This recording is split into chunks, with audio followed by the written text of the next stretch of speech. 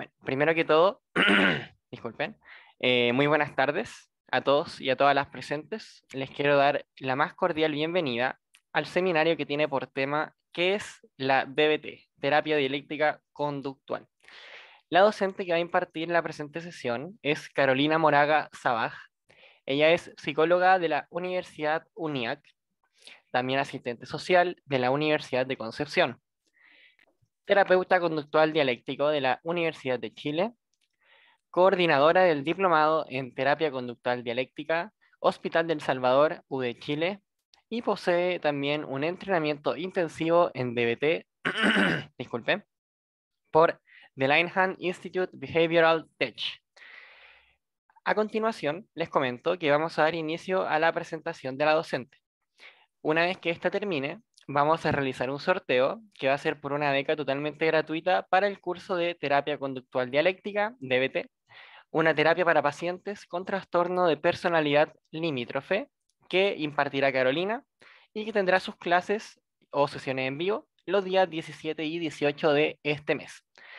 Los requisitos para poder optar a esta beca son dos. Primero es ser profesional del área psicosocial y segundo es que el sorteo se va a realizar solamente con las personas que hayan participado en toda la sesión, por lo que los y las invito a participar hasta el final, cosa de que todos y todas tengan chance de poder optar a esta beca, ¿ya? Bueno, finalmente y antes de partir, para los y las que estén interesadas, les comento que nosotros todos los webinars que tenemos los publicamos en nuestra página web, que sería dipa.cl/seminarios, que se la dejé en el chat. Pueden ver los que ya hemos grabado y ver también los que se van a realizar.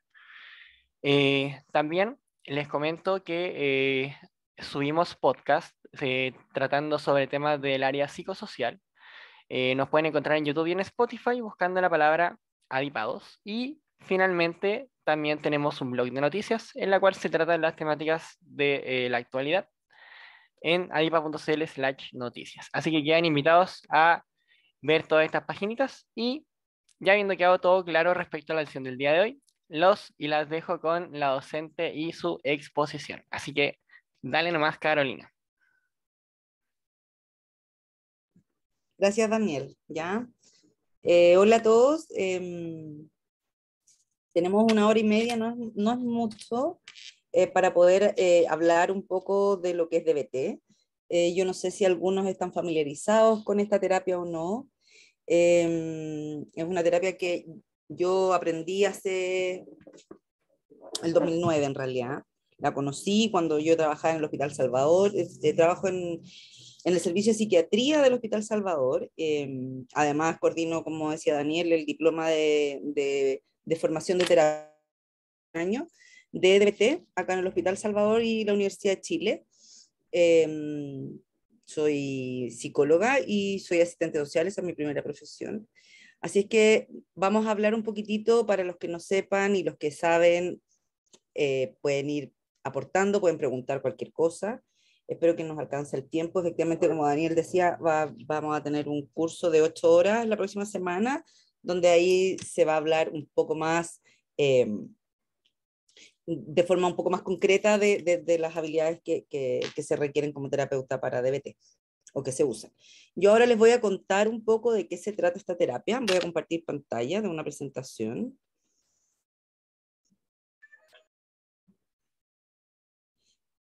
Contarles que DBT es una terapia para trabajar con pacientes con trastorno personal limítrofe. Así se generó en los años 80 por Marsha Linehan. Y esta terapia es un tratamiento que es validado empíricamente, se han hecho muchos estudios, da buenos resultados cuando efectivamente la terapia se hace correctamente, ¿sí? Es una terapia que partió, Marsha Linehan la creó juntando distintas cosas, ¿no? No es que sea, como dice el doctor Labra, que es uno de los primeros psiquiatras que se formó, que trajo la terapia a Chile.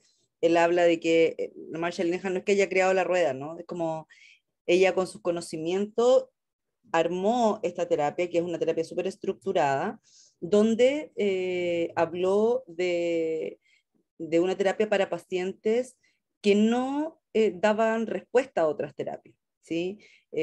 No había una respuesta para pacientes que tuvieran ese nivel de sufrimiento, pacientes con intentos de suicidio recurrente, con pensamientos de muerte, con conductas de autolesiones, de una sensación de vacío intensa, ¿sí? Y vamos a explicar un poquitito cómo reorganizó lo que llamamos psiquiátricamente o clínicamente trastorno de personalidad limítrofe. Entonces, ella trabajó y ahora ya, la Marcia Linehan en este minuto está retirada, pero tiene un legado súper importante. Está orientado a pacientes multiproblemáticos, porque un paciente con trastorno de personalidad limítrofe, o que en general eh, le han puesto este diagnóstico, es porque efectivamente tiene más de un problema. Son pacientes que tienen conductas absolutamente impulsivas, tienen descontrol de impulso, tienen sensación de vacío, ¿ya? Generalmente son pacientes con múltiples intentos de suicidio, una desregulación emocional muy grande. En DBT, en general, uno habla de pacientes con desregulación emocional, más que etiquetarlos con el diagnóstico de trastorno de personalidad limítrofe. Son pacientes que llegan a la consulta o a los equipos ya muy desgastados, con muchas terapias que no les han funcionado, ¿ya? Eh, el DBT es una modificación de la terapia cognitivo-conductual, está dentro de las terapias de la tercera generación, y incorpora todas las estrategias de cambio de la terapia cognitivo-conductual, lo que es la validación y la aceptación, que lo vamos a ir viendo que es uno de los pilares de la terapia y es lo que marca la diferencia con la terapia cognitivo-conductual propiamente tal, ¿ya?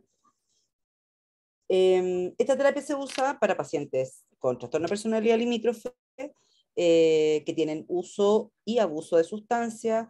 Generalmente son pacientes que tienen estrés postraumático. También hay una adaptación para pacientes adolescentes con estas características, para pacientes con trastornos alimentarios. Ahora hay varias otras estrategias o otras terapias, entre comillas, que se hacen basados en la terapia DBT. Hay una que se llama RO-DBT, que es para pacientes menos desregulados, que son mucho más eh, pacientes como con otro tipo de estructura, no necesariamente limítrofes, sino que como más, con más ay, se me fue la palabra, pacientes con anorexia, pacientes más, incluso con trastornos autistas, pacientes con TOC, que son mucho más sobrecontrolados, ¿sí? Esa es otra mirada del DBT que no apunta a esto. Lo que yo voy a presentar hoy día tiene que ver con la terapia estándar de DBT y que es la que funciona para los pacientes con desregulación emocional intensa, ¿sí? No puedo creer que esto no se vea. Espérenme un segundo porque ahí está. Ya. La Marcia Linehan, para que ustedes entiendan, entendió el trastorno de personalidad y hizo una reorganización de lo que es el diagnóstico. Entonces a esto ella le llamó la reorganización del trastorno de personalidad limítrofe, ¿ya? Entonces ella plantea que una persona que tiene desregulación emocional, o sea, una persona que tiene un trastorno de personalidad limítrofe, tiene desregulación emocional, desregulación interpersonal, desregulación del self o del sí mismo, y vamos a ver a qué se refiere con cada una de estas cosas. Tiene una desregulación cognitiva y una desregulación conductual, ¿ya? Cuando una persona, y que lo vamos a entender ahora, perdón, ya. Cuando una persona está, uy, me salí parece de, sí, perdón, me salí del, ahí está, ya, ahora sí. Cuando tenemos una persona que efectivamente está siendo diagnosticada con un trastorno de personalidad limítrofe y llega a nosotros, nosotros vamos a encontrar estas características, ¿sí? Vamos a encontrar que es una persona que tiene muchas dificultades con las emociones, no sabe regular las emociones más intensas y que generalmente o que muchas veces generan malestar emocional muy intenso. Tienen una desregulación interpersonal que tiene que ver con relaciones caóticas, se llevan mal con las personas, no saben manejarse, un día funcionan muy en blanco y negro, ¿no? Entonces un día aman y al otro día me dijeron que no les gustaba mi polera y los odié. Son súper autorreferentes. Hay una desregulación del self que tiene que ver con esa sensación de vacío que llegan muchas veces los pacientes limítrofes, que no logran dar cuenta de esa angustia o de ese vacío como intenso que no tiene explicación. Está la desregulación conductual, que habla obviamente de todas estas conductas impulsivas que no logran manejar, y la desregulación cognitiva, que afecta a todo lo que tiene que ver con la memoria, la atención, etc. ¿Sí? Entonces, la regulación emocional, una persona que tiene trastorno de personalidad, es mucho más lábil afectivamente, va a tener problemas con la rabia y con otras emociones también, tiene muchos problemas con la pena, con la tristeza, no saben dar cuenta cuál es la emoción que tienen, y eso también les genera mucha dificultad. Todas las emociones tienen un impulso a actuar, ¿no? Entonces ellos llegan y actúan el impulso. Si tengo rabia, me convierto en la rabia. Si tengo pena, me convierto en la pena. Y no mido las consecuencias, ¿ya? La desregulación interpersonal, hablábamos se caracteriza por son pacientes que tienen en general relaciones bien caóticas, ya sea con las familias, con su entorno, o tienen dificultades con las parejas, muchas veces, con los hijos. Eh, entonces, es como efectivamente son muy poco efectivos a la hora de poder establecer relaciones sanas, ¿sí? Son personas que muchas veces están involucradas en relaciones muy tóxicas. Tienen mucho miedo al abandono, entonces también lo que les pasa es que hacen muchas cosas para que no los dejen, ¿sí? Y eso evidentemente después genera mucha angustia, mucho dolor, que no saben cómo manejar. Cuando hablamos de regulación del self, tiene que ver con un trastorno de identidad básicamente, y esa sensación de vacío que yo les explicaba, con intensa angustia. La regulación conductual, hablamos de conducta suicida, muchas conductas suicidas, de unas muy, a lo mejor que pueden parecer muy chiquititas, otras muy grandes, y conductas impulsivas como puede ser como los atracones, como el consumo excesivo de alcohol o de algunas otras drogas, eh, establecer relaciones, eh, tener relaciones sexuales como muy sin protección, ¿sí? Entonces hay mucha conducta impulsiva que genera que después los pacientes ¿cómo que se llama? Se sientan muy mal y se genere otra angustia y otra emoción que no van a poder saber manejar. Y la desregulación cognitiva, muchos de estos pacientes se generan muchas respuestas disociativas, muchas ideas paranoides de que me quieren generar daño. Están muy en el límite no es de la psicosis, ¿no? Pero efectivamente hay personas que se disocian a tal nivel que tienen conductas casi un poco media psicótica, sobre todo cuando llegan a un estado de intensidad emocional tan alta que tienen intentos suicidas tan graves. ¿Ya? Entonces, para poder entender esto, la Marsha Linehan habló de lo que se llama la teoría biosocial, que explica un poco esta regulación emocional o desregulación emocional. Entonces, cuando llega una persona con, eh, con un diagnóstico de trastorno de personalidad limítrofe, nos vamos a encontrar con una persona, al hacer toda la anamnesis, al tratar de hacer la entrevista clínica, etcétera, nos vamos a encontrar con personas que, por un lado, tienen una disfunción biológica. ¿A qué se refiere la disfunción biológica? Nosotros les explicamos a los pacientes que los pacientes llegan a tener estas conductas o a no saber manejar sus emociones por algo, no es por nada, ¿sí? Hay una razón. Una de las razones tiene que ver con una disfunción biológica, que son personas que son mucho más sensibles biológicamente a las emociones. Eh, y por lo tanto, esta misma alta sensibilidad, que es biológico, tiene la amígdala mucho más activa permanentemente. Esta disfunción biológica, además, se representa con la incapacidad de regular efectivamente las emociones. Uno muchas veces lo ve si bien el diagnóstico de trastorno de personalidad se hace después de los 18, en la adolescencia se habla de observación o trastorno del desarrollo de la personalidad. En general ahora el DSM-5 lo que hace es hablar de eh, si se cumplen un par de criterios antes de los 15 años, ya no se habla de trastorno del desarrollo, sino que se habla de trastorno de personalidad. Porque uno puede ver este tipo de conductas cuando son niños muy chicos. En general nos encontramos con niños que son más difíciles cuando son chicos, que hacen mucha pataleta, que tienen dificultades con la rabia, que tienen niños que tienen, por ejemplo, trastornos del sueño. En general, que son mucho más sensibles al estímulo ambiental, a eso se refiere, ¿no? Es como, son personas, decimos que son personas que de una u otra manera tienen como cuando la piel se quema, ¿sí? Es como que yo no la puedo tocar, como eso, ¿no? Es como muy, la piel muy delgadita. Entonces, esa es la sensibilidad biológica. Y eso no se cambia, uno nace con eso, ¿sí? Yo nací más sensible y eso no va a cambiar. Ahora, cuando esta sensibilidad biológica, ¿sí? Que es esta disfunción biológica, porque no tengo, pues esta alta sensibilidad me impide tener una posibilidad de regular mis emociones efectivamente, ¿no? Y soy más sensible, tengo una reactividad mucho más alta y tengo un lento retorno a la calma. Ahora, cuando esta disfunción biológica se da con un ambiente invalidante, ¿sí?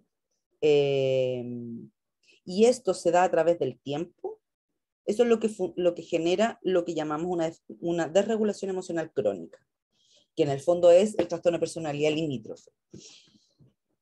El ambiente invalidante, hablamos de los ambientes donde las personas eh, nacen, se crían, crecen, son la familia, son los distintos espacios donde yo aprendo, ¿sí? Porque uno aprende también por limitación y por las conductas repetidas. Entonces, los ambientes invalidantes son ambientes que de una u otra manera no entienden esta sensibilidad biológica. Y en vez de acoger, lo que se hace es que permanentemente se responden a estas conductas, castigando a las personas o reprimiéndola o diciendo que no está bien lo que están sintiendo o reforzando lo que están sintiendo o pensando o diciéndole que es exagerado o que están equivocados, ¿sí? En general tenemos una cultura que es muy invalidante, ¿no? Se puede mirar ahora los colegios, cuando nos encontramos con colegios, cada vez está como más metiéndose en todo lo que es la educación, lo que hablamos de la diferencia, el tema de las emociones, el estrés y cómo manejarlo, ¿no? Pero mucho antes que esto se incorporara en lo normal de la sociedad, estábamos involucrados en colegios, escuelas, que de una u otra manera teníamos que tener a los 40 niños sentados, independiente de que mi capacidad de retención fuera distinta, de que mi capacidad de memoria fuera distinta. Entonces, es súper difícil. Muchas veces son niños que son catalogados como los hiperactivos o son castigados permanentemente porque hablan mucho, etcétera.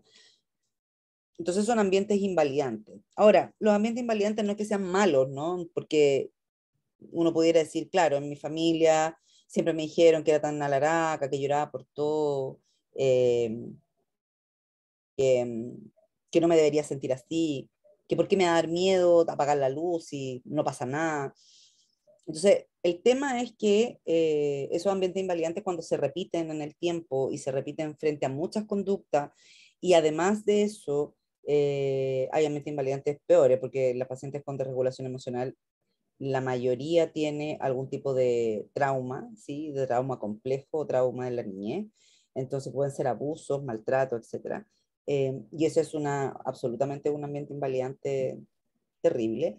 Va a generar entre esta disfunción biológica y el ambiente invalidante me va a generar trastorno de personalidad limítrofe. Eso es lo que entendió la Marshall Linehan y por eso hizo esta reorganización y publicó o planteó la teoría biosocial, ¿ya?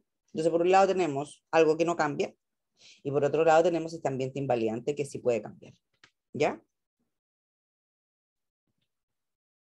Entonces, ¿qué es lo que pasó? Pasó que encontramos la disfunción biológica en personas que son más sensibles solamente y un ambiente invalidante. Cuando estas dos cosas se dan permanentes en el tiempo, ¿sí? Nos vamos a encontrar con personas que se han criado así, que sufren mucho porque sienten que no está bien lo que les pasa.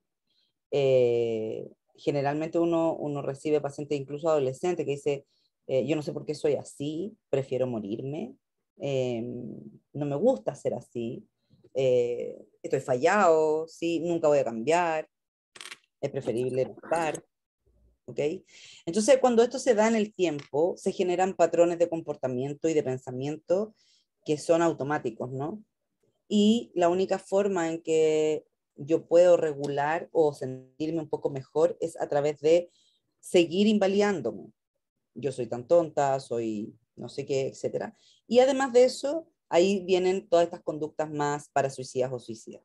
Entonces, pasa que nos encontramos con estas personas donde había esta disfunción biológica, había este ambiente invalidante que generaba que esta desregulación emocional. Una desregulación emocional que tiene una alta sensibilidad a los estímulos, es decir, tiene reacciones inmediatas y un bajo umbral de respuesta. Por ejemplo, una persona que va caminando por la calle y va, no sé, le pasó algo, viene saliendo del trabajo y viene enojado, y una persona la choca, ¿sí? Así como choca con él.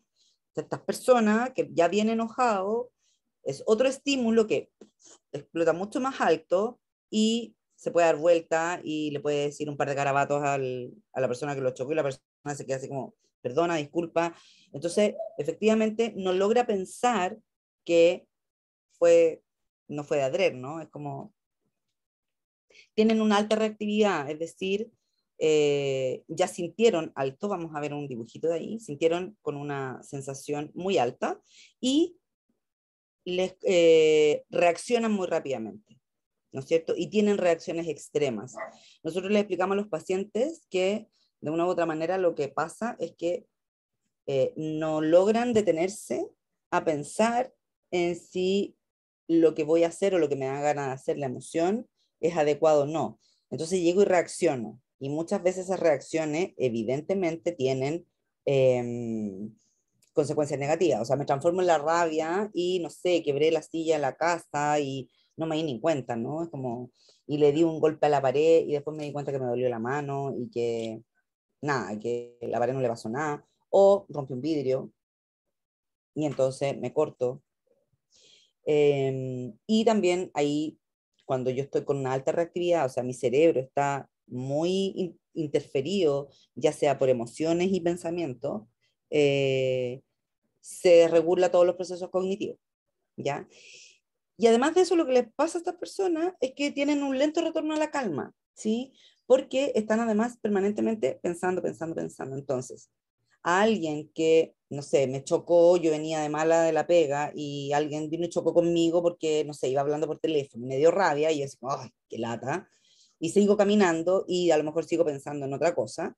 Esta persona sigue, ¿no? Sigue pensando y la respuesta emocional dura mucho más eh, y además quedo mucho más sensible para el siguiente estímulo, ¿ok? Entonces, a eso, esas son las características de la regulación emocional. Soy altamente sensible, soy altamente reactivo y me cuesta mucho más volver a la línea de base. Quiero ver si aquí está el dibujito, claro. Entonces, una persona, no me gusta mucho la palabra normal, pero bueno, una persona que no tiene una desregulación importante emocional, lo que va a pasar es que va a pasar algo aquí, me va a venir la emoción, va a durar un poco, pero va a bajar rápidamente. Y después vuelvo a estar como estaba, ¿no?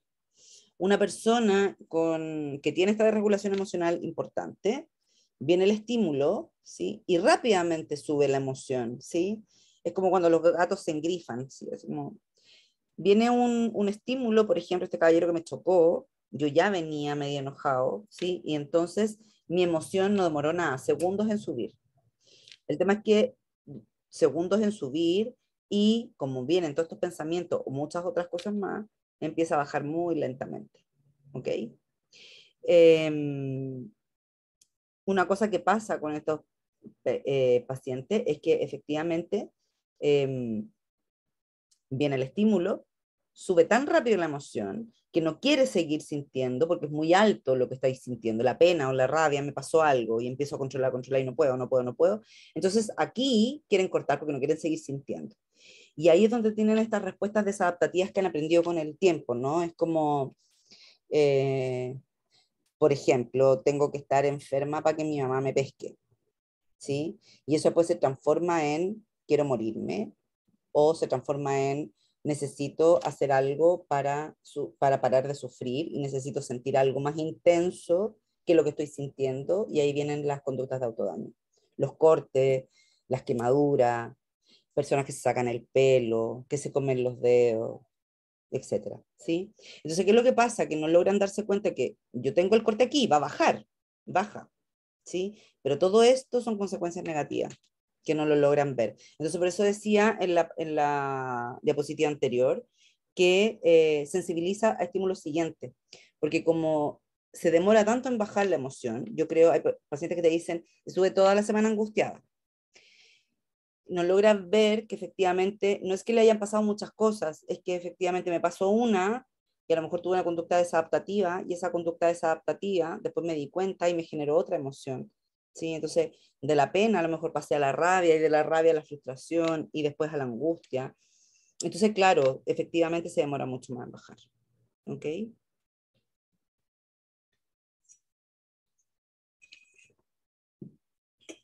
Entonces, la disfunción biológica, el ambiente invalidante generan esta vulnerabilidad emocional y que a su vez me va a llevar a tener una dificultad en modular las emociones, ¿sí? Y eso es lo que llamamos el trastorno de personalidad limítrofe. Eh, las bases del DBT está por un lado, o sea, ¿qué es lo que, voy a ver la otra, ahí está. ¿Cuál fue la solución? La solución que se encontró cuando se creó el trastorno de personalidad limítrofe fue usar, es como, ok, tengo que usar estrategias de cambio para que mi paciente, ¿sí? De una u otra manera, cambie estas conductas mal aprendidas, ¿no? Estos patrones de conducta que me traen consecuencias negativas, que son estas conductas de autodaño, de suicidio, impulsivas, etc. Pero se dieron cuenta que solo con estrategias de cambio, con la terapia cognitivo-conductual, no, las pacientes no daban cuenta de sentirse mejor, eh, quizás dejaban de cometer suicidio, por ejemplo, pero seguía el sentimiento vacío. eh, entonces, habían cosas que de una u otra manera no me ayudaba a disminuir el sufrimiento emocional, que es muy alto en estos pacientes.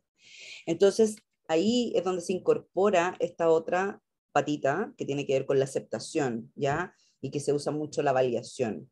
Y eso viene de la corriente de Zen, ¿sí? Y se usa el mindfulness. Marshall Linehan a, se fue a formar con un monje budista en todo lo que tenía que ver con, no con más bien espiritualmente, ¿no? Para aprender lo que es el mindfulness y todo lo que tiene que ver con las características del budismo. Y desde ahí nace esto, que es la validación y la aceptación, y que se usa en DBT a través del mindfulness. ¿Cómo se hace esto? A través de la filosofía dialéctica, ¿ya? ¿Por qué? Porque son lo que nosotros decimos que no es que tengamos que cambiar o tengamos que aceptar, ¿sí? Si bien son polos opuestos, finalmente ambos dos tenemos que hacerlo. Entonces, por eso hay esta unión a través de la dialéctica, es un balancín, en algún minuto tenemos que partir trabajando con la aceptación, aceptación, aceptación, y mucha validación para que el paciente se sienta acogido, sienta que puede confiar, ¿sí? Y logre observarse, ¿no? Y después empezamos a balancearnos entre el cambio, ¿sí? Y enseñarles estrategias de cambio, de solución de problemas, etcétera.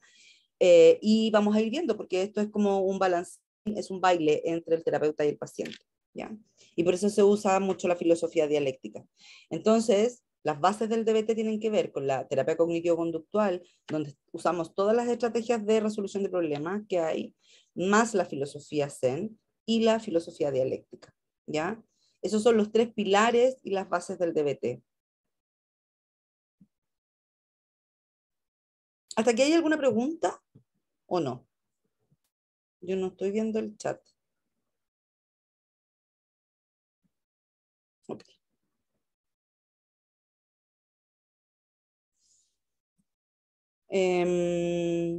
Perdón. Ahí sí. Ya. Quizás dejamos para el final las preguntas y así me hablan nomás. ¿Cuáles son los objetivos del DBT? ¿Para qué sirve? Primero, aumentar las habilidades de los pacientes, regular emociones, estar en el presente, eso es súper importante y por eso se usa mucho la filosofía Zen que tiene que ver con el mindfulness, eso es lo que nosotros le enseñamos a los pacientes. Aumentar, ser efectivos interpersonalmente, evitar las relaciones caóticas y tolerar las crisis o sobrevivir las crisis sin empeorarlas, que tiene que ver con habilidades de tolerancia al malestar. Lograr generalizar las habilidades en todos los contextos, en todos los contextos relevantes de los pacientes, mejorar la motivación y reducir los problemas conductuales, todo lo que tenga que ver con conductas impulsivas o con conductas adictivas, etc. Aumentar la motivación del terapeuta. Es una terapia que es súper estructurada, que tiene protocolos para todo. Eh, por eso nosotros hablamos del DBT estándar, ¿sí? Eh, las, los estudios se hacen, los estudios que dan cuenta de, de la aplicabilidad del DBT y de que efectivamente da resultados es con el DBT estándar. Cuando hablamos de DBT estándar, hablamos de la terapia que incluye, que lo vamos a ver ahora, terapia individual, taller de entrenamiento en habilidades, coaching telefónico y reunión de consultoría que es para los terapeutas. Porque estos pacientes generan mucho burnout, ¿sí? Nosotros en el diploma, cuando teníamos el año pasado, una paciente que ella quería hablar de un trauma que ella tenía, y resulta que efectivamente el DBT te dice que primero uno trabaja las conductas, eh, la, las conductas de desregulación emocional y que me generan este nivel de angustia y tengo que aprender a manejar eso antes de poder hablar del trauma, a menos que aplique una terapia complementaria que es de DBT también. Pero en general uno primero maneja las conductas suicidas y de autodaño. Una vez que eso está ok por los pacientes, uno puede empezar a trabajar el trauma. Y esta paciente quería hablar de eso. Entonces fue súper maltratadora con la terapeuta, la terapeuta se supervisaba toda la semana. Costó mucho. De hecho, la paciente quedó fuera del DBT. Pero pasa que como son pacientes tan demandantes, muchas veces los terapeutas no quieren trabajar con pacientes limítrofes, ¿sí? Y otro de los objetivos generales tiene que ver con reestructurar el ambiente. El objetivo principal de DBT, lo dice la Marsha Linehan, están en todos sus libros y sus presentaciones y todo, es tener una vida que valga la pena vivir. Cuando ella incorpora lo que es la aceptación, ¿sí? En la terapia cognitivo-conductual, acepta la aceptación, o sea, incluye la aceptación y la validación. Una de las cosas que yo aprendí es que nos decían en el Instituto Linehan, decían los terapeutas de Behavioral Tech, ellos plantean que el DBT no quiere un muerto viviente, ¿sí? O sea, claro, yo le puedo enseñar técnicas al paciente para que efectivamente racionalice lo que le pasa, no se corte o no se haga daño, etc. Pero si este paciente no logra aceptar que hay una parte de él que va a seguir siendo sensible y que de una u otra manera tiene que aprender a modular esa emocionalidad, la verdad es que no va a servir. Va a seguir con esa sensación de vacío. Por eso es importante. Ahora, el ambiente uno lo va trabajando y lo va estructurando y se va estructurando incluso solo con la misma terapia. Entonces, como les decía, una terapia estructurada que tiene que darse con todas estas condiciones, que dura un tiempo concreto. Yo después puedo seguir con terapia individual con el paciente, pero desde la mirada de BT. Pero la terapia de BT se tiene que dar todo esto para poder ser de BT. Si no, no. Si no, no es. Y no se asegura, bueno, nada asegura que efectivamente tenga todos los resultados tal cual, pero efectivamente esa es la que la que funciona, ¿no? Entonces, los modelos del tratamiento incluye lo que decía recién, terapia individual, un terapeuta que ve al paciente una vez por semana, trabajan con hojas de registro, donde se registran lo que son, para ir viendo los patrones conductuales, ¿no? Se registran las emociones, se registran las conductas problemas, se registran eh, los intentos de los pensamientos suicidas, si tuvo conductas, etcétera. Y en base a ese registro se trabaja. ¿Ya? En la terapia individual se habla de todos de las conductas de autodaño, de los pensamientos suicidas, etcétera. Está la otra parte que es el entrenamiento en habilidades, que es la terapia grupal, que no, es en realidad es un taller de entrenamiento en habilidades donde participan los pacientes y que tiene distintos módulos. Se divide el módulo de mindfulness, que son 2 sesiones y que se van repitiendo después de las sesiones más grandes, después de los otros módulos, porque la importancia del mindfulness es que los pacientes puedan estar en el presente, puedan aprender eso, porque muchos de estos pacientes están permanentemente con pensamientos intrusivos, pensando en el pasado, en, lo que en los traumas o en lo que les ha pasado y se quedan pegados en eso, o en un futuro que es como de repente incierto, ¿no?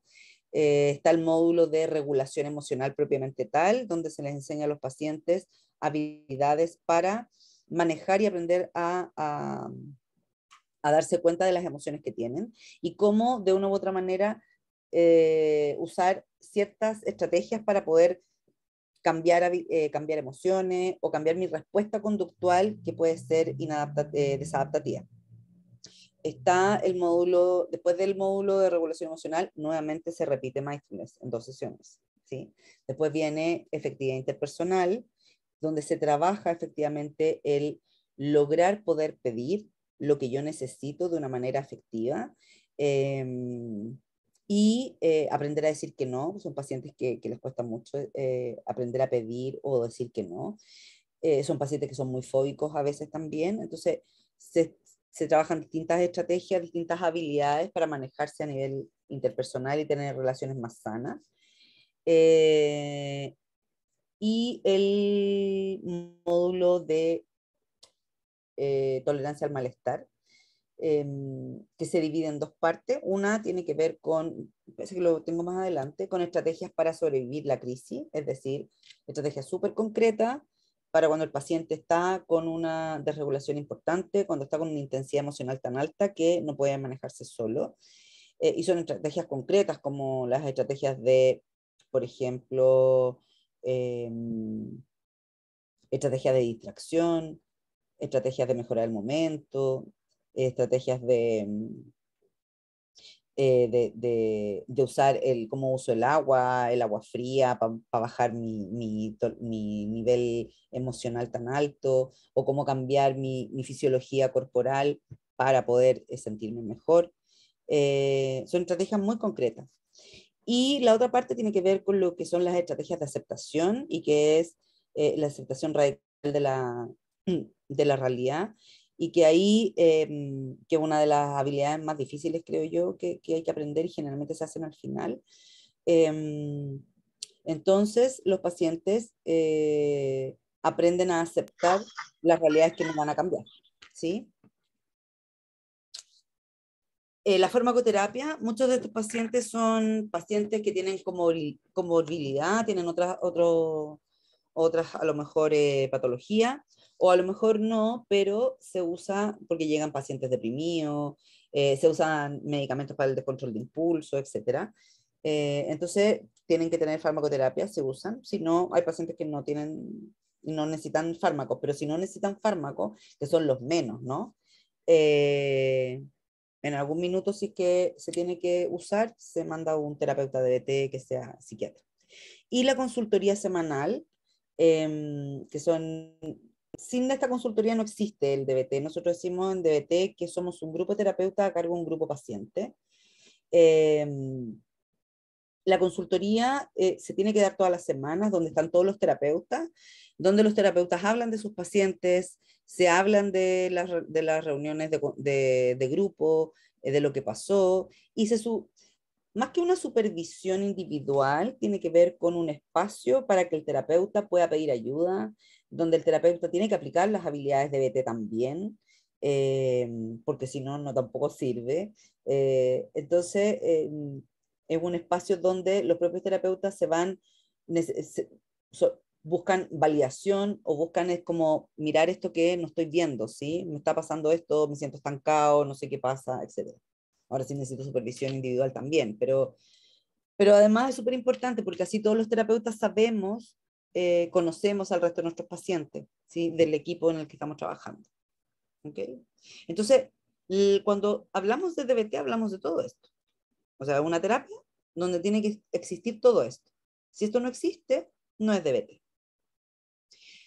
El coaching telefónico también es súper importante y es una de las cosas por las cuales hay personas que no les gusta hacer DBT, porque los pacientes eh, pueden llamar a su terapeuta o tienen el teléfono de su terapeuta y podrían llamar a su terapeuta cuando están en crisis. Y eso puede ser a cualquier hora, en cualquier momento, ¿no? Eh, ¿Por qué? Porque una de las cosas que nosotros pretendemos es que el paciente aprenda en el momento a aplicar habilidades. Entonces, ahora el coaching telefónico son cosas concretas, cortas, no es una sesión por teléfono, pero lo importante es que el paciente me llame antes de tener la conducta problema. Me puede llamar un paciente y dice, Carola, ¿sabes qué? Tengo ganas de cortarme porque peleé con mi pololo y no quiero más. ¿Ok? Entonces, ok, ¿qué habilidades te sirven? Hay un montón de unas hojas de registro, están la, ¿cómo se llama? Hay unas planillas de crisis donde se registran qué es lo que puede hacer, qué habilidades le sirven, etc. Y uno conversa con el paciente, lo contiene, lo valida y le ayuda a aplicar ciertas habilidades. Ok, apliquemos mindfulness, distráete, yo sé que te sirve esto, podrías hacer esto, te llamo en 5 minutos más, etc. O me quedo con el paciente dependiendo lo complejo que sea. Ahora, los pacientes llaman harto menos de lo que uno quisiera, ¿no? Para estar más tranquilo, yo esperaría que de repente hay algunos pacientes muy graves que esperaría que me llamaran más. Pero todas esas cosas son las que tienen que existir para que se dé el DBT, ¿sí? Entonces, está lo que habíamos hablado delante, que es como terapia, lo que son todas las estrategias de cambio, y por otro lado la validación, y que esas son las estrategias de la dialéctica que se da en el DBT, ¿no? Cuando hablamos de resolución de problemas, son las estrategias de cambio, donde el paciente tiene que comprender y aceptar su problema, ¿ya? Y para eso se usa el análisis en cadena, estrategias de insight y estrategias didácticas, y generar soluciones alternativas, ¿ya? Y están todas las estrategias de solución de problemas, de orientación, de compromiso, etcétera, ¿ya? Y la validación que se da durante toda la terapia de BT tiene que ver con, el terapeuta tiene que validar tanto la emoción, lo cognitivo y lo conductual del paciente. Lo que siempre se valida sí o sí es la emoción, ¿sí? O sea, yo no puedo decirle a mi paciente que está equivocado en lo que está sintiendo. O sea, toda la vida le han dicho eso, ¿no? Lo que puedo no validar a lo mejor es una conducta. Y a veces uno la conducta la puede validar dependiendo del entorno, el contexto, ¿sí? Y el cheerleading, que es una estrategia de validación que es hacerle barra en realidad a los pacientes, sobre todo cuando les cuesta hacer cosas, ¿no? Uno se transforma en un, en un coaching también del paciente, ¿ya? Entonces, eso es lo que efectivamente uno trabaja en las sesiones individuales con los pacientes. Evidentemente aquí no vamos a alcanzar a ver análisis en cadena o las estrategias, etcétera, pero son estrategias de cambio básicamente que se usan ya. El entrenamiento en habilidades, que es súper importante. Aquí están los 5 módulos que yo les dije, que están las habilidades de conciencia o mindfulness, que significa conciencia plena del momento presente. Y lo que pretende es disminuir toda esa confusión acerca de sí mismo, no saber qué es lo que se siente, no saber muchas veces qué quiero, no entenderme, poder estar en el aquí y en el ahora, ¿sí? De una manera no juiciosa. Entonces, por eso es tan importante las habilidades de conciencia, porque son pacientes que funcionan en automático. Están tan acostumbrados a funcionar en automático en la vida, que por eso muchas veces como, ok, aprendí que, por ejemplo, el, el corte me ayuda en algún minuto a reducir este sufrimiento emocional o la rabia que yo sentía. Entonces, pero es automático. Muchas veces cuando los pacientes empiezan la terapia y uno les empieza a incorporar esta cosa de, ok, tú me vas a pedir ayuda, que también es una habilidad, ¿no? Entonces, me vas a llamar por teléfono. El paciente, entre que viene el impulso de cortarse, por ejemplo, hacerse daño o alguna cosa, y llamarme, ya bajó un poco la intención, ¿sí? Entonces, la idea es poder ayudar a los pacientes que aprendan a focalizarse en una cosa a la vez, ¿sí? De forma no juiciosa. Tolerancia al malestar, que la conducta a disminuir evidentemente tiene que ver con la impulsividad, por eso yo les decía que son estrategias súper concretas, eh, que hablan desde solo distraerse, a, a trabajar con los 5 sentidos, a trabajar con estrategias de mejorar el momento. Muchas de estas, algunos pacientes dicen, ah, pero si yo esto lo hago, como, ok, le ponen nombre, ¿no? Y por otro lado, la tolerancia al malestar también tiene que ver con lo que es la aceptación de la realidad. La efectividad interpersonal eh, tiene la conducta a disminuir todo lo que tiene que ver con los problemas personales, dificultad en mantener relaciones, en el autorrespeto, ¿sí? Lograr lo que se quiere, eh, y estas conductas que son esfuerzos frenéticos por evitar el abandono, ¿ya? Eh, muchos cuando nosotros enseñamos las habilidades de efectividad interpersonal, se basan en 3 cosas, en las interacciones que se dan o que tienen los pacientes, donde hay un objetivo que yo quiero conseguir, es decir, cómo yo soy efectivo en conseguir las cosas que quiero. Por ejemplo, quiero cambiarme de casa, quiero lograr hablar con mi profesora sin ponerme a llorar, por ejemplo, o poder dar una prueba en público. Entonces, lograr lo que quiero, mantener el autorrespeto. Los pacientes con esta desregulación tan intensa, muchas veces hacen un montón de cosas donde se pasan a llevar su autorrespeto. Y eso tiene que ver muchas veces con poder evitar el abandono, porque los quieran, porque sí, y no se dan cuenta, pero se sienten vacíos porque efectivamente se están pasando a llevar.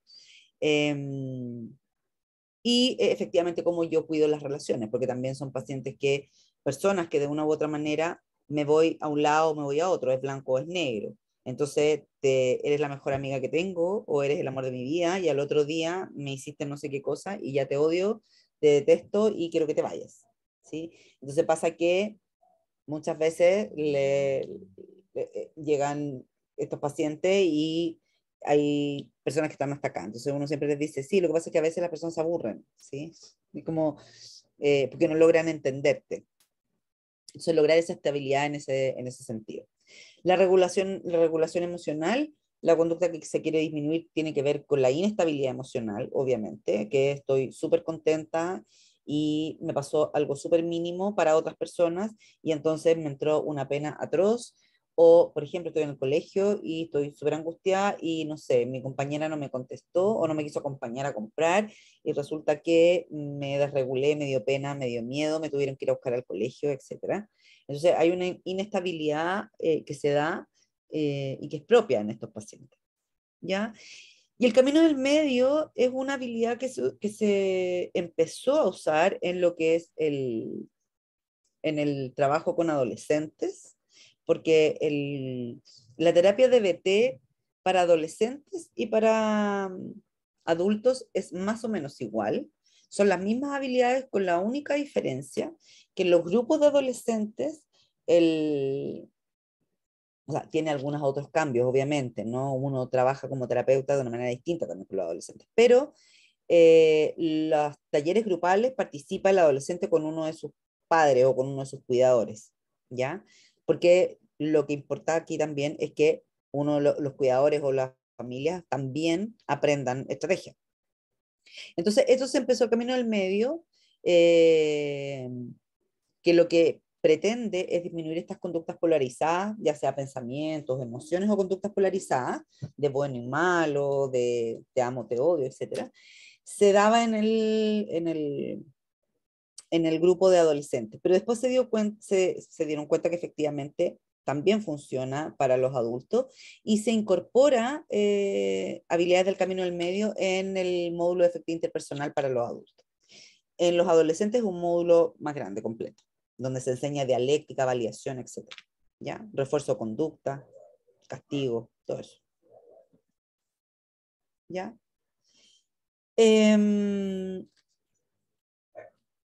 Cuando nosotros hablamos de DBT, una de las estrategias que se incorporan es la validación. ¿Qué es la validación? Que yo le comunico al paciente, ¿sí? Que sus respuestas tienen sentido en el contexto en el que se encuentra. O sea, cuando yo le digo a un paciente que en el fondo sus patrones de conducta o esta sensación de querer morirse, no es que esté loca, no es que esté equivocada, sino que efectivamente es como ha aprendido durante el tiempo o durante su vida, ¿sí? Es como ha aprendido a estar. Esas son las estrategias que he aprendido, por lo tanto son automáticas. Entonces, cuando yo le explico que si bien no son efectivas, que si bien tienen consecuencias negativas, ¿sí? Tienen sentido en este contexto, la sensación del paciente es súper aliviadora, ¿sí? Entonces, ¿cuáles son las funciones de la validación? Que la validación no significa que yo apruebe lo que hace el paciente, ¿no? Significa que yo entiendo y que hay una conducta o una emoción que tiene sentido en o en un contexto tal que se encuentra, ¿ya? Entonces la validación tiene como sentido, como funciones, fortalecer el progreso, ¿ya? Eh, También se usa como aceptación, donde voy a estar balanceando el cambio, ¿sí? Porque en la terapia conductual se trabajan, hay unas tensiones dialécticas, pues, ¿sí? O sea, yo quiero que el paciente cambie y el paciente no quiere salirse de repente del mismo polo o se va al polo del cambio permanentemente y se invalida permanentemente. Entonces hay que ir manejando, es como un baile. Se fortalece la autovalidación y fortalece la relación terapéutica, ¿sí? Nosotros siempre decimos que la validación es como una llave maestra, abre muchas puertas. Entonces, el solo hecho de decirle a alguien, ¿sabes qué entiendo, por ejemplo, en una discusión común y silvestre? Yo entiendo que estés enojado, ¿sí? Yo entiendo que estés molesto, y que eso es la dialéctica, y creo que igual deberíamos conversar, por ejemplo, o creo que igual lo que me dijiste no me gustó o me sentí mal. Pero al plantearle a la otra persona así como, entiendo que, aunque no esté de acuerdo, ya baja el malestar en la otra persona. Por eso es súper importante la validación, ¿sí?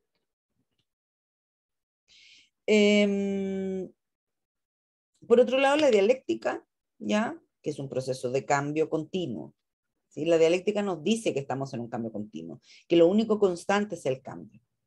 Entonces, es un proceso de cambio, donde una idea, que es la tesis, ¿sí? Se genera y se transforma en el opuesto. Hay una tesis y una antítesis. Son dos verdades que son opuestas, pero pueden ser verdades al mismo tiempo, ¿sí? Y en esta conjunción donde se transforma, ¿sí? Hay una reconciliación que se llama la síntesis, y ahí me genera, que en el fondo el camino del medio plantea eso, ¿no? Me genera una tesis distinta, ¿ok? Cuando yo uso la validación, eh, yo puedo salirme de mi polo en que yo tengo la razón, ¿sí? Ok, esto es blanco. Y entiendo que tú lo veas de otro color porque tienes otra historia nomás, ¿sí? Y yo lo sigo viendo blanco. No significa que yo crea que tú lo ves negro, ¿ok? Entonces, la tensión entre estas dos fuerzas, entre estos dos polos, que pueden ser, o que son opuestos, pero pueden ser verdades, eh, se está dando permanentemente. Y esta tensión en estas dos, entre la tesis y la antítesis, ¿sí? Qué es lo bueno y lo malo, lo positivo y negativo, etcétera, etcétera. Padres, hijos, terapeuta, paciente, ¿sí? Es lo que va a producir el cambio finalmente. Entonces, cuando yo me muevo entre lo que es las estrategias de cambio para cambiar y las estrategias de validación, entendiendo que a lo mejor no puedes ocupar todavía las estrategias de cambio, por ejemplo, es lo que va a generar el cambio en las personas, ¿sí? Entonces, ¿cómo se usa la dialéctica? Debatiendo, ¿sí? Viendo las verdades en ambos lados, ¿sí? Eh, una cosa súper importante que tiene que ver con lo que hacemos en las consultorías, es buscar qué se está quedando fuera, qué no estoy viendo, ¿sí? Cuando yo uso la dialéctica es como ponerme en el otro lado. Cuando yo estoy parada en el Cerro San Cristóbal mirando hacia el norte, veo un Santiago, ¿sí? Pero si yo me doy vuelta y miro hacia el sur, otro Santiago, pero finalmente es Santiago. Entonces, eh, el tema de la dialéctica y el buscar lo que se está quedando fuera tiene que ver con cómo yo busco ese granito de verdad para poder buscar el camino del medio, ¿sí? Que en el fondo es eso. Buscar una síntesis entre estas dos posturas. Entonces, nosotros en la terapia de BT, permanentemente, que es tan importante lo que es la aceptación y el cambio, nos encontramos con los dilemas dialécticos, que son estos patrones de comportamiento, ¿ya? Resultados de la desregulación emocional, ¿sí? Y que se mueven en polaridades. O sea, encontramos pacientes que están en crisis permanente y de repente, ¡pum!, no les pasa nada. De repente nosotros encontramos pacientes que te llama el día jueves, ¿sí? Y se quiso matar. Entonces, y tú tienes sesión con la paciente el día viernes y crees que va a llegar destruida. Y la paciente llega hablándote de que su pareja la llamó a las 10 de la noche, esto había pasado a las 6 de la tarde, y le pidió perdón, entonces la paciente viene feliz, entonces quiere hablar del panorama que tiene el fin de semana, ¿no? Entonces ya no odia a este hombre, ya no está con ganas de morirse, entonces los pacientes se mueven en estos polos, en estos polos. Por lo tanto, por eso es tan importante que nosotros tratemos de manejar cuáles son estos dilemas dialécticos y estar en permanente movimiento para poder mover al paciente, ¿ya? Estos patrones de comportamiento que tienen se dan por el resultado de la transacción entre un individuo que es más vulnerable, vulnerable al ambiente, que es más sensible, y el ambiente invalidante, ¿verdad? Entonces, estos son los dilemas dialécticos que nos encontramos. Esto tiene que ver con la biología, ¿sí? Con lo que yo no puedo cambiar muchas veces, y que tiene que ver con, pues, que son patrones de comportamiento. Es como estas dos cosas, lo biológico y lo social, se, ¿cómo se llama? Se van estructurando o se van, ¿cómo se llama? Manejando entre ellos, y los pacientes aprenden estos patrones, ¿sí? Blanco-negro. Entonces, por un lado tenemos pacientes que están en crisis implacable, una crisis así terrible, que están permanentemente desregulados, siempre quieren, siempre, no, la mayoría de las veces su única estrategia es morirse, todo lo que les pasa es malo, etcétera, hasta un duelo inhibido que tiene que ver con estar mucho más inhibido, más para adentro, con más silencioso, ¿sí? Donde de una u otra manera no están en crisis permanente, pero están como en permanente una emoción muy baja permanentemente y tratando de no conectarse con nada para no tener crisis, ¿sí? Pero finalmente en algún minuto una cosa muy pequeña la lleva de nuevamente a esto, ¿sí? Y después salta de aquí nuevamente al duelo inhibido, a no exponerse y bloquearse, ¿sí? De las emociones.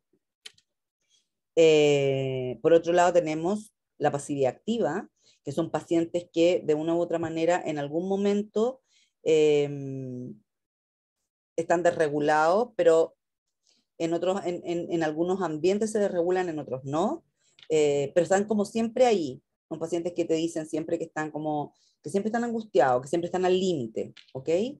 Que en cualquier minuto puede venir una crisis, ¿ya? Y por otro lado está la competencia aparente. Nunca les pasa nada, tan regio, tan fantástico, tan fantástico. Estos otros pacientes son eh, como una bomba a punto de estallar, ¿no? En cualquier minuto explota, ¿sí?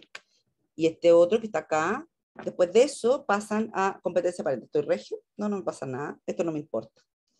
Cuando el paciente te dice no me importa, que además es un mito, es como, no, mucho te importa probablemente, ¿sí? Entonces, y la vulnerabilidad emocional, que son pacientes que efectivamente están permanentemente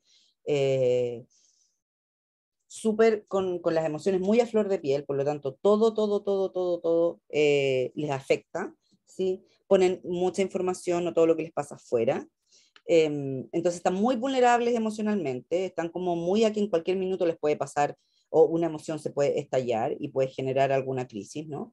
Y por otro lado, si no están vulnerables emocionalmente, están con la autoinvalidación, que es el pensamiento permanentemente de invalidarse, es como lo hago mal, no sirvo, no sé qué va a pasar, ¿sí?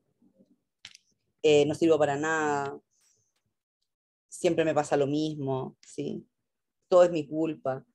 Entonces pasan de eso a estar, obviamente, el estar en permanente invalidaciones hace que los pacientes estén vulnerables emocionalmente, pues, porque efectivamente si yo no me siento tan mal, pero tengo estos pensamientos de que no me va a resultar, me va a ir mal en la prueba, efectivamente me va a ir mal.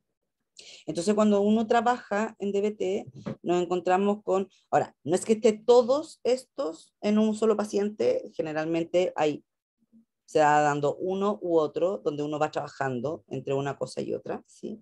Entre estas tensiones dialécticas que se van dando con las estrategias de cambio y de validación, ¿sí? Eso.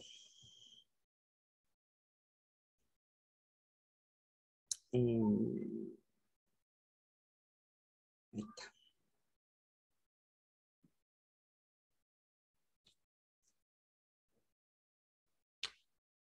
No sé si alguien tiene preguntas, quieres que revise el chat. Ay.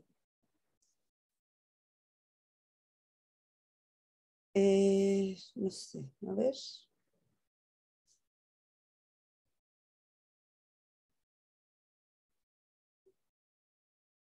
El curso sea la próxima semana, el curso de DBT. Alguien estaba preguntando, ya se me perdió. Hay un curso de 8 horas que vamos a dar, que evidentemente también vamos a tener estrategias y todo, pero no es para la formación propiamente tal de terapeuta DBT, porque eso dura mucho más largo. Pero lo vamos a dar la próxima semana, el 17, jueves y viernes, ¿sí? Hola, Leslie por acá. Yo pregunté por el curso. ¿Alguna bibliografía que nos pueda dejar como de Está, lectura? mira, toda la bibliografía de Marshall Linehan, están los manuales. En la edición, mira, todos los manuales de la Marshall Linehan y el libro de la Marshall Linehan está en inglés. Eh, eh, y hay una edición que hicieron una traducción ahora, una editorial que se llama Trejola, que es un grupo que son argentinos, que se encuentran, Trejolas Ediciones se llama, ahí te metes, y ahí hay un libro que es un resumen del libro de la terapia de DBT, desde la Marshall Linehan, que lo hizo el coordinador de DBT Latinoamérica, ¿sí? Que son los que están haciendo intensivos por toda Latinoamérica para formar terapeutas DBT en intensivos, no en un diploma, pero que finalmente es lo que se ha hecho en varias partes, que es de Pablo Gagliesi y Juan Pablo Bogiano. Es súper bueno, súper interesante. es un súper buen resumen. Y además de eso, sacaron los manuales de los talleres de entrenamiento grupales de adultos, también están en español, que hay un libro que es para los terapeutas y otro para los pacientes. ¿Sí? Además hay otro libro que también está traducido, que es el manual de DBT en escuelas, porque sacaron un manual para hacer DBT en los colegios, que en el fondo es para profesores y alumnos, para hacer talleres. ¿Sí? Y eso también está en las ediciones 3 olas. ¿Sí? No sé si Ya, te... muchas gracias. Ok. Pía, Sí, lo dejé anotado para buscarlo. perfecto.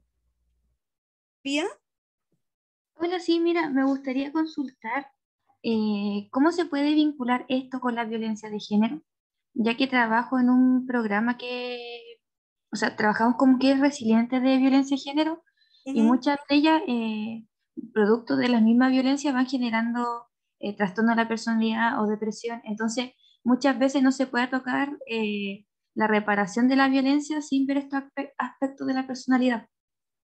claro, lo que pasa es que la violencia de género funciona como ambiente invalidante, ¿sí? Como los Ujú. traumas que yo te decía, ¿no?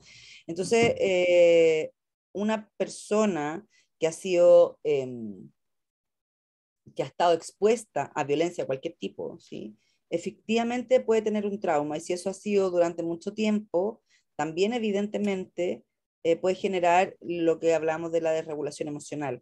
Entonces, lo que yo les explicaba es como el DBT, si bien fue generado para pacientes limítrofes, son habilidades que nos sirven a todos, ¿no?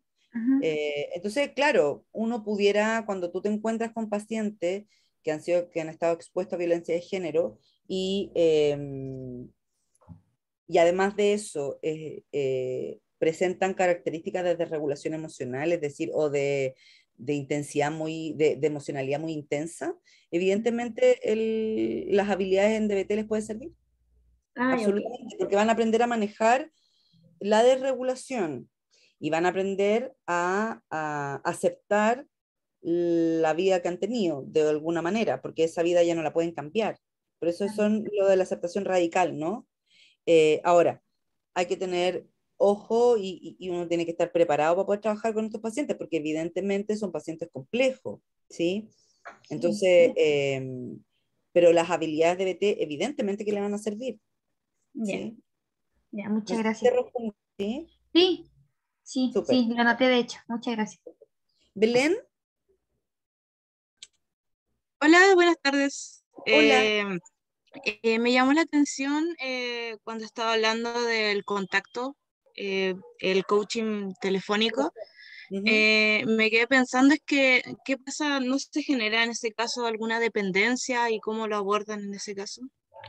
Mira, hay pacientes que efectivamente pueden generar una dependencia, pero por eso yo te hablaba de la consultoría. El coaching telefónico tiene todo un protocolo para aplicarse. Entonces, por ejemplo, es como el coaching telefónico se aplica cuando el paciente tiene una crisis, solo en crisis, nada más. Debe tener una duración, no debe ser más de 20 minutos, y eso ya es mucho. No, Eh, el paciente que llamar antes de tener una conducta problema, ¿sí? Eh, eh, antes de tener la conducta problema que ustedes han trabajado, es decir, el paciente se corta o el paciente toma alcohol y el alcohol cuando el alcohol es sintomático a la desregulación emocional, ¿no? Entonces, lo que pasa ahí es que el paciente va aprendiendo que no te puede, porque si el paciente a mí me llama y ya se cortó, también está la regla que obviamente no podíamos ver aquí, está la regla de las 24 horas que se llama, ¿ok? La regla de las 24 horas dice que si el paciente tuvo una conducta problema de las que estamos trabajando, tuvo una crisis y no llama a su terapeuta, el terapeuta no se puede comunicar con el paciente hasta 24 horas después. Cuando son adolescentes eso no ocurre, pero con adultos sí. Entonces, ¿qué es lo que pasa? Que el paciente efectivamente te llama cuando está en crisis y cuando te necesita una habilidad, ¿ya? Eh, Hay pacientes que pueden generar dependencia, como dices tú, pero para eso están las consultorías. Entonces, uno eso lo va trabajando durante todas las sesiones, durante todo el ciclo que dura DBT, que es un año, ¿ya? Eh, y para eso están las estrategias dialécticas, ¿no? De aceptación y de cambio, ¿ya? Al principio, el paciente me llama y probablemente yo le contesto al tiro. Cuando va pasando el tiempo, y yo voy viendo cómo está mi paciente y cuál es el vínculo, obviamente, que tenemos, probablemente yo a mi paciente no le voy a contestar al tiro la vez que me llame. Entonces, lo que uno va haciendo es que va desensibilizando el tema del uso telefónico. Entonces, uno viene y el paciente después te llama, por ejemplo, y yo después le devuelvo el llamado. Y le digo, me llamaste, ¿está todo bien? Entonces me dice, no, sí, sabes que pude manejar sola la crisis. Perfecto, súper bien. ¿Sí? Entonces, finalmente, ese es un miedo que muchos terapeutas tienen, pero se va manejando con la misma consultoría, con la misma resto de terapeutas. No sé si te respondí, Belén. Sí, sí, perfecto, gracias. Súper. Jimena, Sí, hola, buenas tardes. hola. Mi consulta es respecto si la terapia incluye el entorno familiar y si es así, ¿de qué manera? Em, la terapia efectivamente está focalizada en el paciente, ¿ya? Cuando son adultos, los grupos de DBT tienen muchas veces, hacen reuniones familiares como para contarles de qué se trata el DBT, ¿no? Em, que son en el fondo entrenamientos para familiares, ¿ya? Eh, pero no hay una terapia dirigida a los familiares. Yo tengo que tener el contacto de un familiar por si mi paciente se desregula y tiene algo complejo, pero la terapia es para el paciente, ¿sí? Y muchas veces pasa que por ejemplo, la pareja del paciente o la mamá de los pacientes cuando son más adultos quieren hablar contigo y quieren contarte cosas y no sé qué. Y uno como establece un vínculo tan cercano con el paciente, lo que uno le dice en DBT es como, ok, eh, tu mamá quiere hablar conmigo, ¿qué te parece? Lo conversamos, si a la paciente le parece, lo conversamos. Y eso se transparenta. Y lo que yo le digo a la familia es que lo que converso con ellos se va a hablar con el paciente también. Cuando son pacientes adolescentes, ¿sí? Rige igual. Mi paciente es el adolescente. Ahora, evidentemente, hay cosas que yo voy a tener más sesiones con los adultos, ¿sí? Para ir reportando. Sin embargo, igual eso uno lo va manejando con el paciente, sobre todo con los adolescentes que son más quisquillosos, ¿no? Ahora, lo que uno obviamente le plantea a todos los pacientes es como, esta confidencialidad se termina cuando hay un acto suicida o cuando está en riesgo tu vida o la de otro, o sea, evidentemente. Y además lo otro que pasa es que en adolescentes el taller se hace con uno de los padres, ¿sí? Ahora, uno le explica a los padres que el taller no es, déjame un segundo, que el taller no es para que acompañen al adolescente, sino que el taller grupal es para que aprenda habilidades el padre y el adolescente, ¿sí? Entonces, claro, uno puede incluir a la familia tiene contacto contigo, de hecho, de repente cuando han tenido crisis me llama la mamá, no me llama la paciente, ¿sí? Uno trata de insistir en que sea el paciente que te llame, etcétera. Cuando es adolescente es más difícil, cuando, a los que les cuesta más llamar, pero uno va involucrándolo con los padres de esa manera, ¿sí? Y cada cierto tiempo uno puede tener alguna cita, como te digo, con los padres, siempre y cuando el paciente también esté de acuerdo y sepa qué es lo que se va a ver ahí. ¿Sí?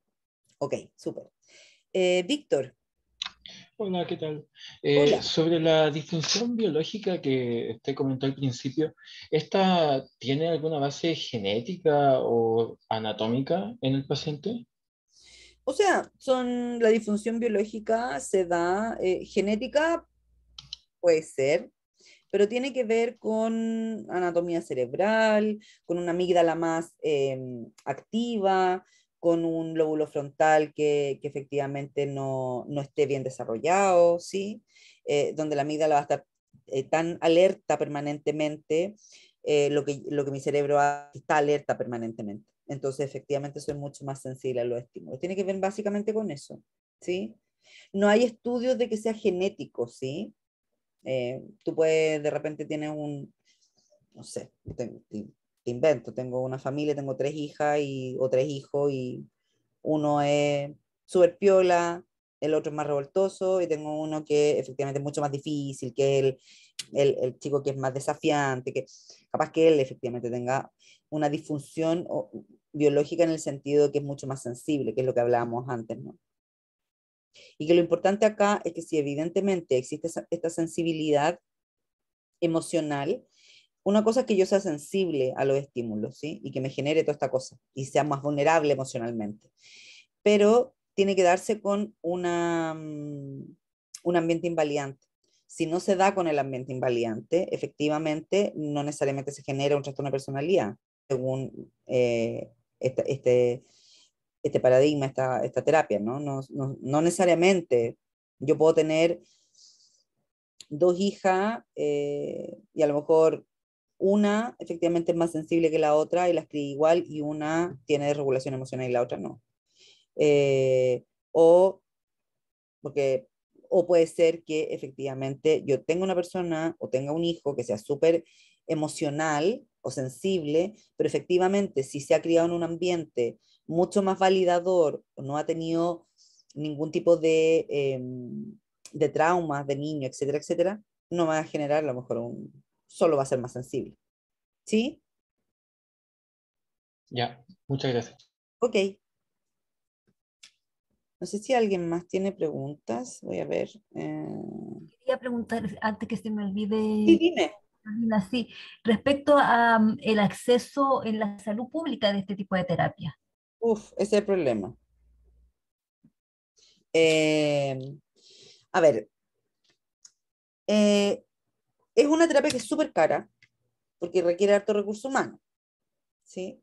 Para empezar. Requiere harta disponibilidad del terapeuta, ¿sí?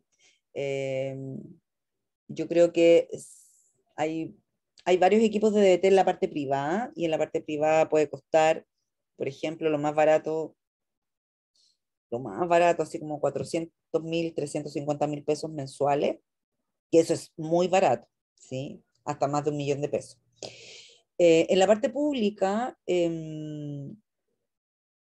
hemos tratado, a ver, el hospital, el DBT lo trajo a Chile el doctor Labra, que fue jefe de servicio del Hospital Salvador en psiquiatría y es docente de la Universidad de Chile. Y una psicóloga que es Cecilia Abraham, que es la directora del DBT Chile, de un equipo que fue el primer DBT privado que se armó. Ellos dos, más otra psicóloga más que fue en los años 90, trajeron esta terapia y la trajeron al Hospital Salvador. Y después de un año armaron un diploma, una formación. Y ahí se fueron formando históricamente los terapeutas de DBT, ¿ya? En este diploma que se hace un año. Eh, entonces, el Hospital Salvador, el Servicio de Psiquiatría, para tener DBT necesita el diploma, si no, es cero posibilidad de poder hacer, porque es un diploma teórico práctico. Y la idea es que ¿cómo se llama? Se formen, porque para ser DBT tienes que estar formada de alguna manera. Entonces, se formen equipos. Hemos tratado que en la parte pública hayan equipos, pero es difícil. En el Sotero del Río hay un equipo que trabaja en DBT. En el Gustavo Fricke había un equipo que también trabaja en DBT.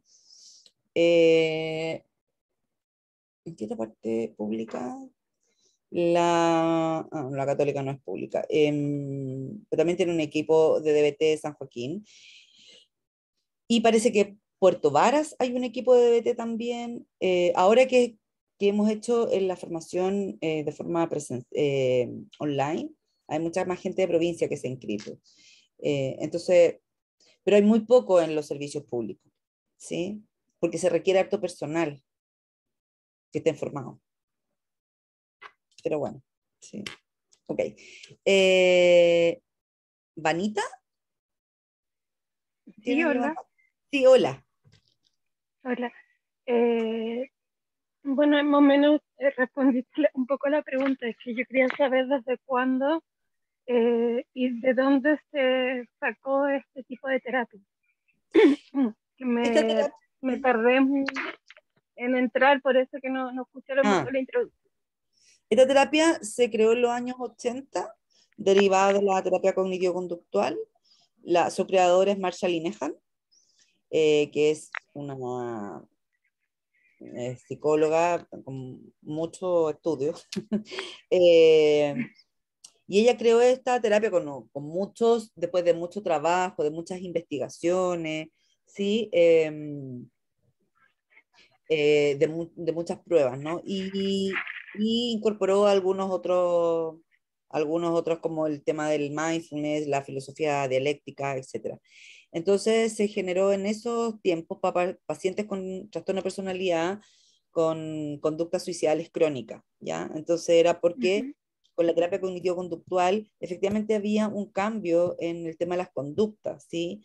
Pero en los pensamientos y las emociones, estos pensamientos invalidantes no desaparecían. Entonces, y seguía este sufrimiento emocional tan intenso, ¿ok? Y acá en Chile está desde el 92, parece, algo así, 94, por Ah, ahí. igual harto tiempo, Sí, pero yo no lo había escuchado así como en el sentido como multidisciplinario. terapia conductual dialéctica, sí. Claro. Lo que pasa Mm. es que yo conocí a una psicóloga Ujú. que hacía como más o menos la terapia completa, ¿sabes? Igual puede haber faltado, pero yo también se le podía llamar en emergencia. Y la verdad que, mira, fue súper lento por muchos años, pero se logró salir. Ya, súper. Mira, la terapia efectivamente para lograr cambios, yo siempre les digo a mis pacientes, o sea, si llega una paciente, por ejemplo, a 30 años, yo le digo, imagínate, llevas 30, tu cerebro llega a 30 años funcionando de la misma manera. Sí, En 2 meses es es imposible agotador. que cambiemos, es agotador, sí, lo pasan muy mal, pero es imposible que cambiemos ese cerebro en 2 meses. ¿Será posibilidad? No, no. Entonces, claro, es una terapia. Ahora, si uno hace la terapia, por ahí en el chat salía, y no sé si eras tú la que preguntaba cuánto tiempo duraba, dura un año o Ya. 10 meses, por ahí. Ujú. La adolescente un poquito más corta. En el fondo, la terapia completa con estándar, ¿no? Con grupo y todo. Si Ya. efectivamente hay cosas que yo como terapeuta individual tengo que seguir trabajando con mi paciente, seguiré con, sobre todo pacientes que tienen trauma, ¿no? Seguiré Claro. trabajando en forma individual, desde la mirada de BT, aplicando, reforzando las habilidades, etcétera. Pero la terapia de BT con reunión de consultoría, con llamado telefónico, con grupo de entrenamiento en habilidades y terapia individual, todo eso una vez a la semana, se da durante un año. ¿Sí? Sí, sí, Ok. sí. Es bonita, muy bonito. Es, Eh, es muy la bonito. forma de trabajo y creo que ojalá que el Estado pudiera gastar en esto, porque hace Sí, mucha falta. Mm, totalmente de acuerdo contigo. sí, Eh, a lo porque además, mejor es que ¿Mm? se puede, a lo mejor se puede lograr todas estas cosas como, porque son derechos de salud también. Sí, efectivamente. Ujú. Ahora, lo importante, y es súper, eso es importante para la gente que trabaja en esto, es que a ver, uno puede leerse un manual, ¿no? Y poder aplicar las habilidades, pero uno tiene que estar formado para poder trabajar con pacientes tan graves, so- que de repente sufren tanto, ¿no? Y requiere un equipo, por eso la terapia, claro, el Estado debería dar, sí, efectivamente, em, y porque efectivamente los hospitales o los servicios públicos con los escasos recursos que tienen no les da para poder tener tiempo destinado, tanto tiempo destinado, ¿no? Entonces, claro, No, el Estado debería, apenas te atienden cada 2, 3 meses. claro. Así que ojalá, la idea de nosotros siempre es, de hecho cuando nosotros entrevistamos a los postulantes que hacen el diploma, eh, el doctor Labra siempre les plantea como el venir con otra persona del mismo equipo, armar equipo, ¿sí? Porque yo creo que es la única manera. Y además, como terapeutas, es súper bueno también, porque trabajar solo es muy difícil. Sí, uno tiene que tener Te algo puedo que... hacer una consulta en niños pequeños, porque yo trabajo con niños de 6 meses hasta 4 años. Mira, Eh, hay una modalidad que yo no la conozco porque me voy a formar ahora. ya, El, a ver, el DBT está para adolescentes. Hay una adaptación para adicciones, porque un paciente con ya, adicción no puede entrar al DBT estándar, ¿sí? Ese es un criterio de ya. exclusión. Una persona que tiene que estar abstinente 6 meses para poder estar en DBT, para poder hacer el programa estándar. Ah, Pero hay una para adaptación que se llama comenzar una terapia. terapia DBT, sí, sí. Porque si no es imposible aplicar mindfulness y mente sabia y todo eso. Entonces no pueden estar en adicción. Ahora, evidentemente hay muchos pacientes que tienen consumo o que tienen adicción. Entonces hay algunos con los que se trabaja en las comunidades terapéuticas con un modelo adaptado para adicciones. Y después de eso se pueden incorporar al DBT estándar. Hay un trabajo especial o grupos también para trastorno alimentario y hay una adaptación para trabajar el estrés postraumático también complejo Ujú. de la mirada de DBT en conjunto con DBT. Y ahora, bueno, hay un DBT en escuela, que es un manual que yo les dije que salió para trabajar con los docentes y los alumnos. Y ahora hay una adaptación para niños, Ah, pero yo al menos todavía no, ahora voy recién a hacer el intensivo del DBT para niños. De hecho, acá en Chile no sé, hay gente que se fue a formar en Estados Unidos creo que el año pasado, porque está reciente, es ya. súper reciente. Sí, es muy reciente. Ay, súper. Ujú, Bueno, ahí voy a estar atenta entonces, súper. porque igual yo estoy en el diplomado de apego y trauma complejo.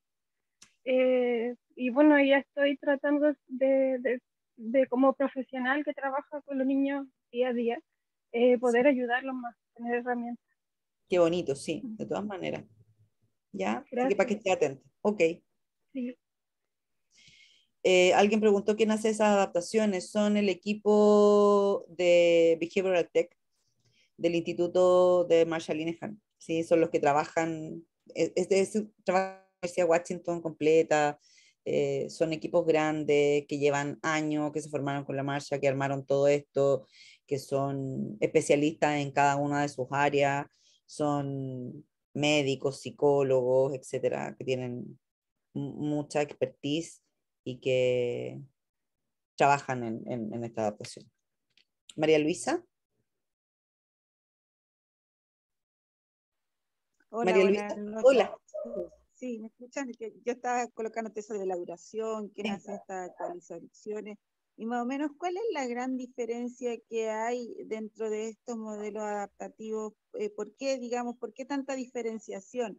Adulto, adolescente, adicción, tratamiento, o sea, trastorno alimentario, estrés traumático, de escuela, niños, ¿por qué hacen tanta diferenciación?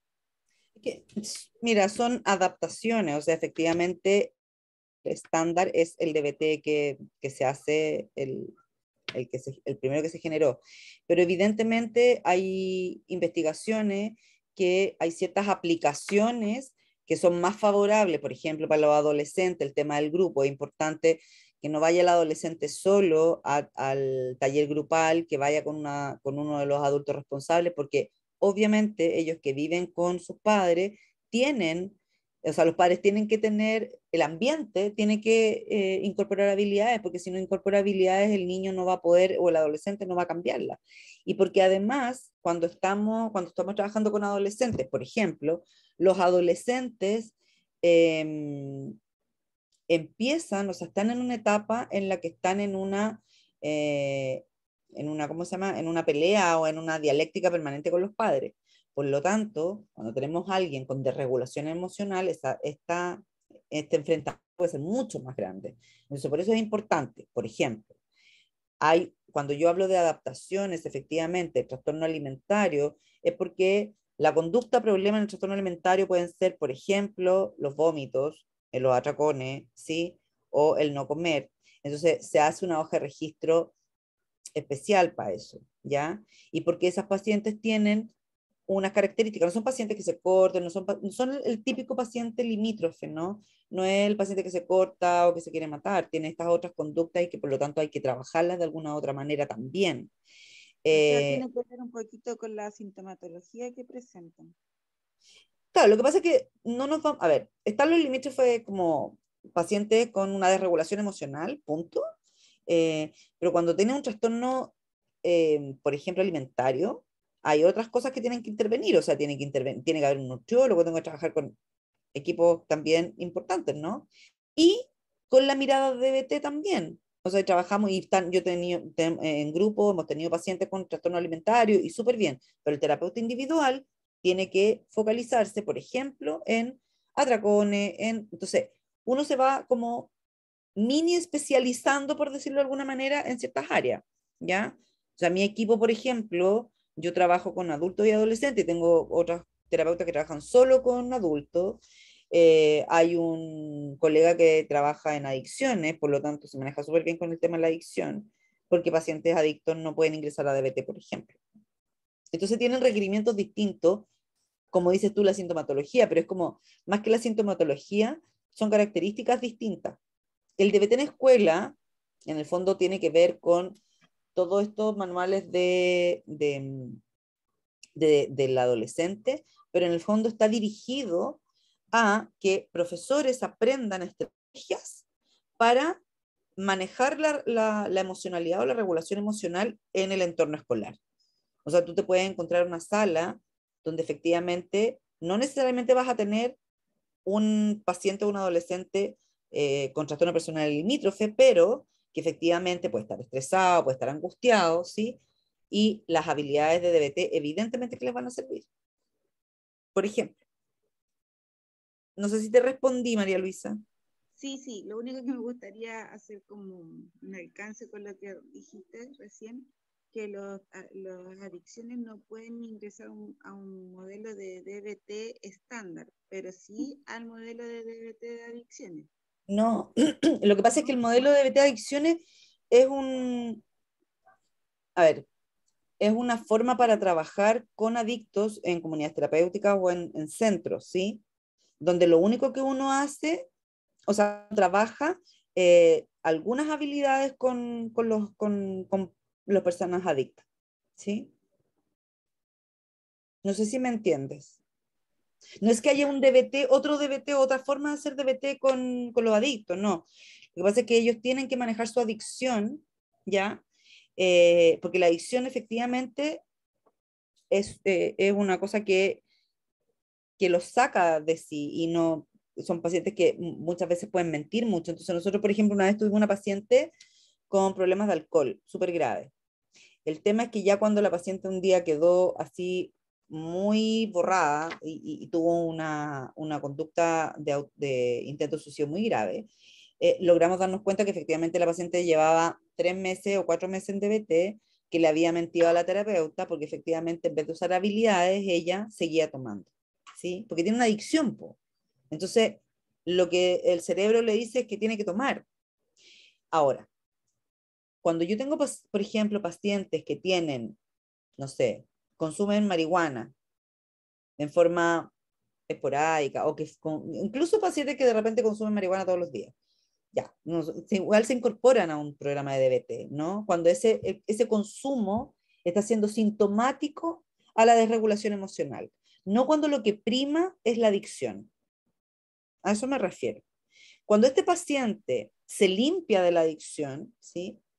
Y tiene efectivamente un diagnóstico de trastorno de personalidad, evidentemente el DBT le hace fantástico. Nosotros en El Salvador tenemos muchos pacientes que están en la unidad de farmacodependencia y cuando ya tienen unos 3, 4 meses de abstinencia, pueden ingresar al programa de DBT.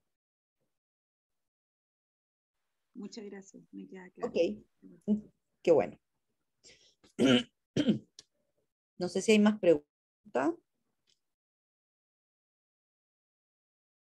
Parece que no. Bueno, espero haberles dado una pincelada y una muestra de lo que es la terapia DBT. Es una terapia muy entretenida. A mí me gusta mucho, por lo menos. Creo que tiene muchos resultados y es súper bueno cuando efectivamente tú ves gente que sufre tanto, psicológicamente, emocionalmente, eh, el que poder ayudarlos, ¿no? De una manera efectiva. ¿Es Cecilia? ¿Sí?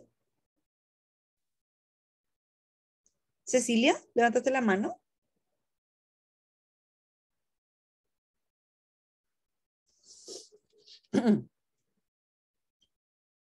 No te escucho, Cecilia. Carolina, Cecilia hizo una pregunta en el chat. Quizás no Ah, se le escucha el audio, pero en el chat estaría la pregunta.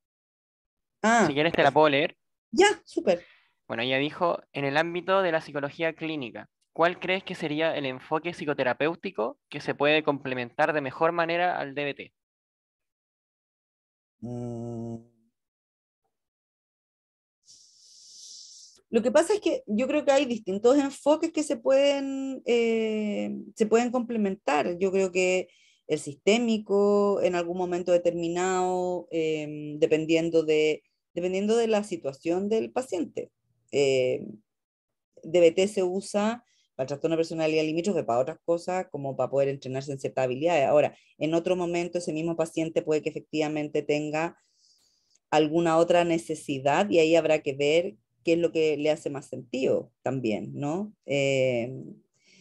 A mi parecer, por ejemplo, hay una terapia que son todas las terapias como de la tercera ola, que efectivamente yo siento que son súper complementarias, ¿sí? Eh, yo no sé si aún... Hay ciertos... hay ciertas terapias de la línea psicodinámica que también que tienen muchos resultados con pacientes limítrofes, pero yo creo que se complementen con DBT, es como, no sé, todo lo que tenga que ver con terapias de la tercera ola creo que son como los más adecuados. Mindfulness, la terapia de la compasión, terapia de aceptación y compromiso, como ese tipo sí, de terapia. No sé si respondí. Ok, ya, ahí sí. Ok, sí. Parece que estamos. Ahora sí estaríamos listos. Ya, Daniel. A ver si se prende la camarita.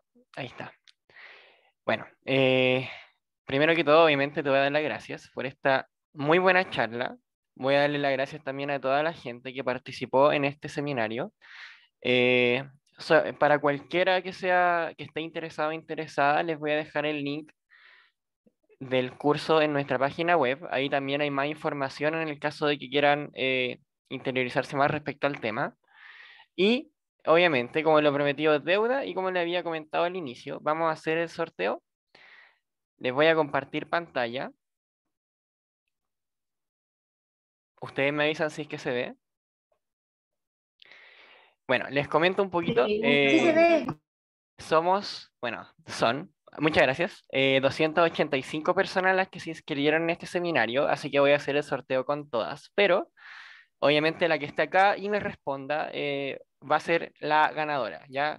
Puede que en el primer intento no esté, pero así vamos a ir hasta que aparezca una persona que se encuentre aquí. Así que puede que les pida un poquito de ayuda porque me va a costar un poco ver los participantes. Así que la persona que salga, si es que puede abrir el micrófono y decirme yo, sería ideal, ¿ya? Así que vamos a partir con Disculpa, el ¿cuántas sorteo, son? ¿sí? ¿Cuántas son? Eh, ¿Cuántas ¿Cuántos son? ¿Qué becas? disculpa? Ah, ¿Cuántos es ganan? Sí, un ganador le queda a ver. ok. Ya. Así que vamos a proceder a ponerle comenzar.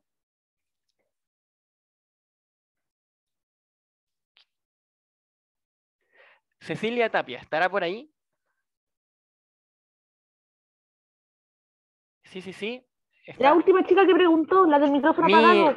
La última niña, súper, súper, súper. Mira, esto nunca pasa en general al primer intento, así que te Qué quiero bueno. felicitar por esto. Mañana, el día de mañana, durante la mañana, lo más probable es que te vamos a estar contactando, ya que tú te inscribiste, tenemos tu mail, tenemos tu número de teléfono. Así que ahí la chica encargada del curso se va a contactar contigo. Así que no me queda nada más que felicitarte, agradecerle a Carolina y a todos ustedes. Y obviamente, ya para finalizar, desearles una muy buena noche, que tengan un muy buen término de semana y quedan todos y todas invitadas a interiorizarse más en el DBT que se viene para el 17 y 18 de este mes. Así que muchas gracias a todos y a todas por su participación y que estén muy, muy, muy bien. Hasta luego y buenas noches. Chao, gracias a todos. Muchas gracias a Gracias, ustedes. Daniel. Que estén bien. Chao. Gracias a todos. Felicidades, Cecilia. Muchas gracias, chao.